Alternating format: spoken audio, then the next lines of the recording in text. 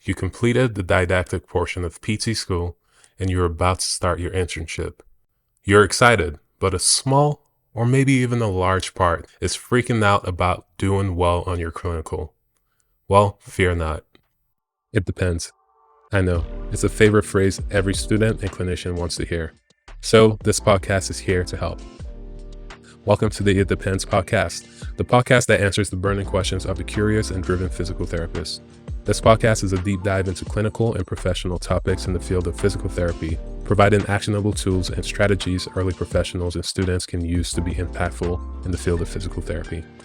My name is Ochuko, and I am a practicing clinician, educator, and specialist in cardiovascular and pulmonary physical therapy. Welcome to the podcast, and I hope you enjoy it.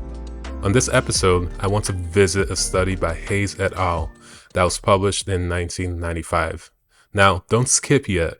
I know this is an old article, but as the saying goes, old dogs learn new tricks. I think. So, as we usually do, let's discuss the article and its findings. Then let's go over strategies to help you improve. And we're actually going to go backwards with this one.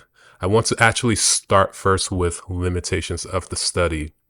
And the most glaring limitation, as I've mentioned already, is that the study is old. The data for this study was collected from events occurring between 1971 to 1994. Crazy, I know. Most of you weren't even born then, but stay with me. The obvious implication here is that the clinical practice and clinical education scene has obviously evolved since that time period. But as we will see, the characteristics described from this study are still relevant till this day. The next limitation is that other tools have been developed, such as the clinical performance instrument. And this is now the gold standard for clinical assessment. But as mentioned, the behaviors that are identified from this study are still relevant and have consistency with the CPI tool. So keeping that in mind, let's dive into the study. The purpose of the study was to look at the clinical instructor and student relationship and to identify behaviors that negatively affect clinical performance from the CI's perspective. To do this, 33 CIs were recruited and interviewed to describe student behaviors that they identified as unsafe and ineffective for the practice of physical therapy. The investigators then classified the behaviors described by the CIs into different categories, and they looked at which student behaviors were associated with negative outcomes. Negative outcomes were described as failure to complete the clinical experience at a facility, failure of the clinical experience from the CI's perspective, repeat of the experience at another facility, or dismissal from the professional program. Looking at the results, the investigators identified 134 behaviors that were then grouped into 3 categories based on commonalities. And the 3 groups were inadequate knowledge and psychomotor skills, poor communication, and unprofessional behavior. These groups were further classified into a cognitive and a non-cognitive behavior. Inadequate knowledge and psychomotor skills fell under the cognitive behavior category, while poor communication and unprofessional behavior fell under the non-cognitive behaviors. Cognitive behaviors identified by the investigators fell into one of the following categories: inadequate command of scientific basis of physical therapy, inability to perform physical therapy procedures, inability to recall information, inability to perform a skill, inefficiency in task completion, poor problem solving, and unsafe judgments or actions.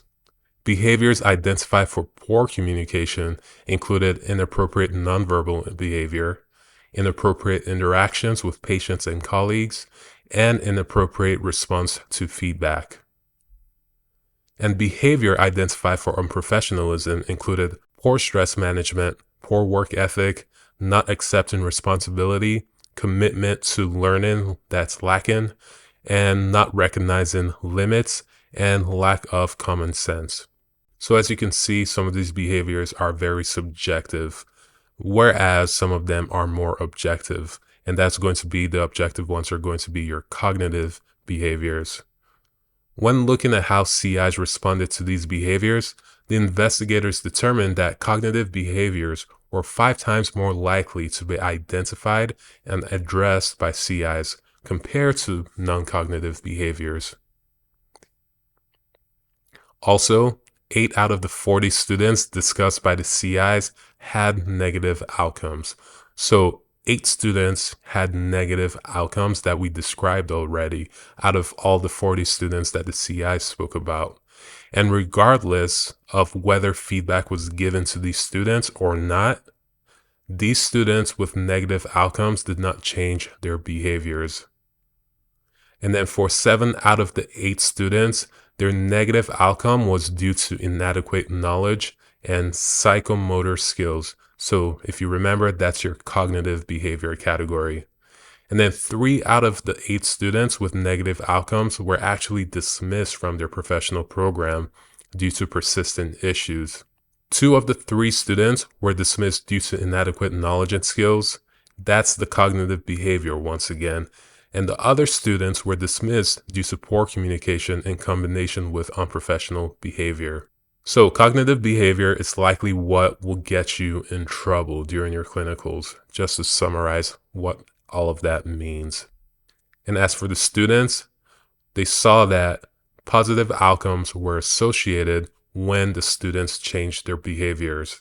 So that makes sense. If your CI points out any issues and you address it, more than likely you're going to have a positive outcome. But in general, students that did not change their behaviors did not always have a negative outcome. But if that behavior was cognitive, it was more likely to be associated with a negative outcome. So just because the behaviors were not changed in these students that the CIs identified did not necessarily mean that those students had a negative outcome. But if that behavior that was identified was cognitive, it was more than likely that they would have a negative outcome. So what we see from this study are specific behaviors that might lead to a negative outcome during your clinical and how CIs view these behaviors. And generally speaking, the behaviors observed can be classified into inadequate knowledge and psychomotor skills, poor communication, and unprofessional behavior.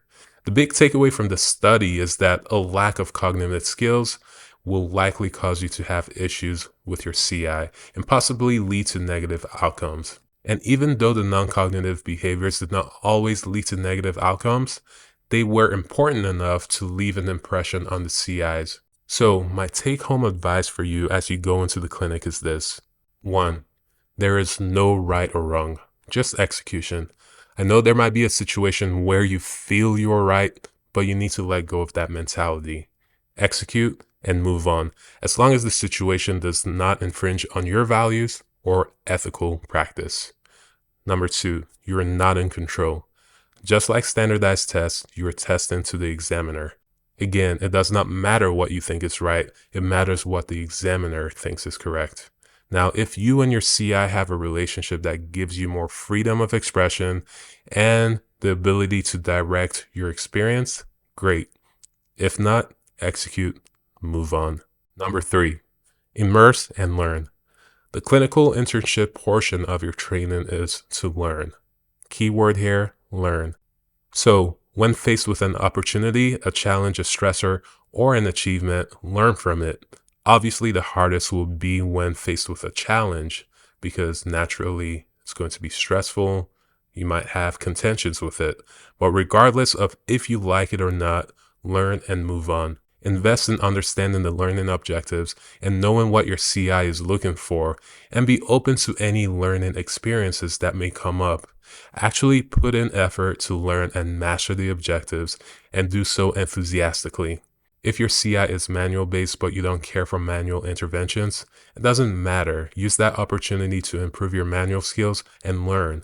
Once you're done with that clinical, decide whether you want to adopt or discard any information. So that is all for this episode. As usual, you can find the link to the study in the description of wherever you are watching this. Also, you can sign up for the Mentorship Monday newsletter, which gives you weekly clinical content and practical strategies that will help improve your skill sets. Thank you for watching and follow us for more content on physical therapy practice.